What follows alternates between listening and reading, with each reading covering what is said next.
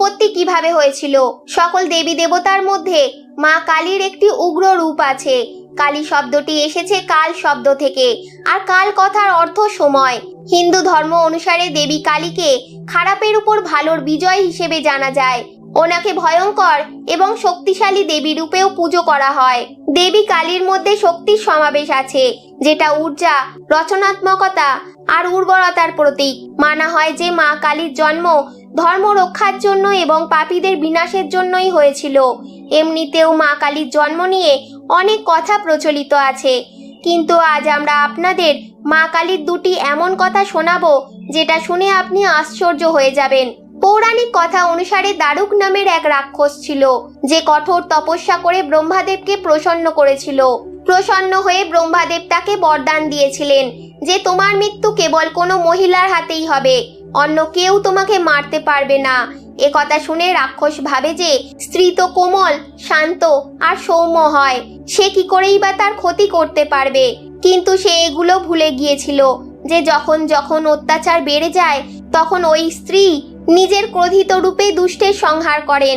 হিন্দু ধর্মের স্ত্রী শক্তিকে প্রদর্শিত করে মা কালী, যিনি অনেক পূজনীয় দেবী। মা কালীকে ক্রোধের দেবীও বলা হয়ে থাকে, যিনি স্ত্রীদের প্রতিনিধিত্ব করে দুষ্টের সংহার করেন। মা কালী সংবাদ দেন যে স্ত্রীরা দুর্বল হয় না, প্রয়োজন হলে তিনি উগ্র রূপ ধারণ করে পাপীদের সর্বনাশ করতে পারেন। আর দারুক রাক্ষসের সাথেও এমনই হয়েছিল। ব্রহ্মাদেবের থেকে আশীর্বাদ পেয়ে রাক্ষসের তো খুশির সীমা ছিল না, আর সে তার লাভ ওঠাতে শুরু করে দেয়। রাক্ষসটি দেবতা, সন্ত, সাধুদের জীবন কাটানো মুশকিল করে দিল। সে তার শক্তির সাহায্যে সমস্ত অনুষ্ঠান কার্য বন্ধ করে দিল, আর স্বর্গেও নিজের আধিপত্য বিস্তার করে বসে পড়ল। সকল দেবতারা মিলে তার সাথে যুদ্ধও করেছিলেন, কিন্তু নিরাশ হয়ে ফিরে এসেছিলেন। তখন ব্রহ্মাদেব দেবতাদের বললেন যে ওই রাক্ষস কোনো স্ত্রীর হাতেই মারা যাবেন। তখন সকল দেবতাগণ সাহায্যের জন্য ভগবান শিবের কাছে গেলেন আর দারুকের কথা বললেন।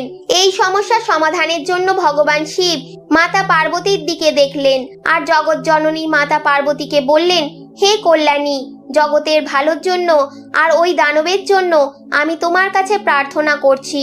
এ কথা শুনে মাতা পার্বতী হালকা হেসে তার এক অংশ ভগবান শিবের মধ্যে প্রবেশ করিয়ে দিলেন।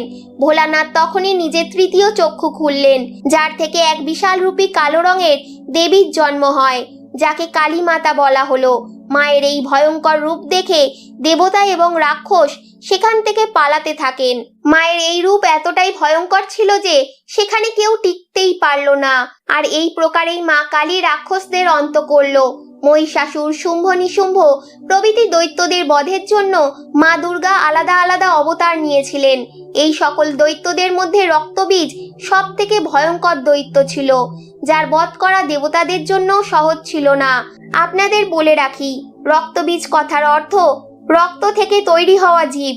রক্তবীজের সম্বন্ধে এই কথা প্রচলিত আছে, তিনি নিজের তপস্যার মাধ্যমে ভগবান শিবকে প্রসন্ন করেন আর তার থেকে বরদান প্রাপ্ত করেছিলেন যে যেখানে যেখানে তার রক্তের ফোঁটা পড়বে সেখান থেকে তার মতনই আরো একটি রক্তবীজ তৈরি হয়ে যাবে। রক্তবীজের এই গুণে তার অনেক অহংকার ছিল, আর তাই সে তার শক্তির ভুল প্রয়োগ করা শুরু করে দিল। এরপরে অহংকারে পরিপূর্ণ রক্তবীজ দেবতাদের যুদ্ধের জন্য আহ্বান করলেন এবং সব দেবতারা তার সাথে যুদ্ধও করলেন। কিন্তু রক্তবীজকে আঘাতের সঙ্গে সঙ্গে তার শরীর থেকে রক্তের ফোঁটা পড়া মাত্র আরো এক রক্তবীজের জন্ম হচ্ছিল। এর পরিণাম স্বরূপ অনেক রক্তবীজ তৈরি হয়ে যাচ্ছিল এবং তাকে হারানোর রাস্তা দেবতারা দেখতে পাচ্ছিল না। তখন ঘাবড়ে গিয়ে সকল দেবতারা মা দুর্গার কাছে পৌঁছালেন আর নিজেদের প্রাণের ভিক্ষা চাইতে শুরু করলেন। এরপর মা দুর্গা কালী মাতার রূপ ধারণ করেন। যখন মা কালী দেবতাদের সাহায্যের জন্য যুদ্ধভূমিতে পৌঁছালেন, তখন তিনি নিজের জিভকে লম্বা করে দিলেন। এবার যেখানেই রক্তবীজের রক্ত পড়ত, মা কালী সেটাকে পান করে নিতেন। মা কালী রক্তবীজের এক ফোঁটা রক্ত মাটিতে পড়তে দিলেন না। এভাবেই কালী মা তার শরীরের সমস্ত রক্ত পান করে নিলেন। এইভাবেই রক্তবীজের অন্ত হয়ে গেল।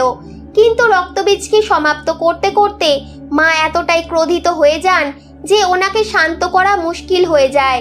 কালী মায়ের এই ক্রোধ বিনাশকারী হতে পারত।